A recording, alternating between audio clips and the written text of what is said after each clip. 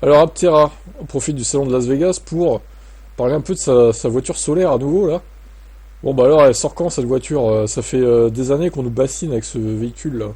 Moi je pense que ça va faire comme la Sonotion, hein. Chez Sono Motors ça va faire pchit, hein. La voiture solaire qui marche pas là.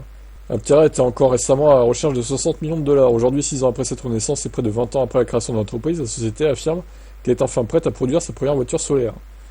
Eh ben, pour peaufiner son prototype de voiture solaire, la start-up américaine a reçu l'aide d'une entreprise Pininfarina. Bon, ça on l'avait vu, toutes les ressources nécessaires, comme l'accès à la soufflerie de la société située à Turin, de quoi affiner la conception de son véhicule afin d'atteindre l'un des coefficients de traînée les plus bas pour une voiture, 0,13.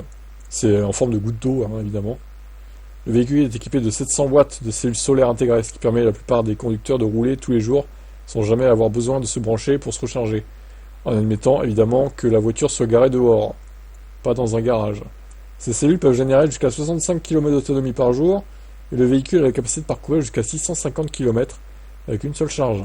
Ils estiment à 16 000 km par an grâce à l'énergie solaire. Ouais, en Californie quoi. À l'équateur peut-être, du coup. Pas dans le nord de la France, du coup. On va peut-être diviser par deux, hein. Ça paraît plus réaliste. Et encore, voir, je suis peut-être sympa, plutôt par trois quoi. Mais le plus grand obstacle sera de trouver un financement suffisant pour passer à l'étape ultime. Les tentatives présentes d'Aptera pour devenir la première entreprise au monde à fabriquer en masse une voiture solaire ont échoué. Pour attirer de nouveaux investisseurs, l'entreprise propose une nouvelle formule aux particuliers. Initialement fixée à 50 000 dollars, le ticket d'entrée a été abaissé à 1 000 dollars.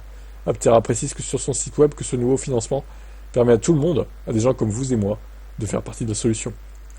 Ouais, moi je suis sceptique.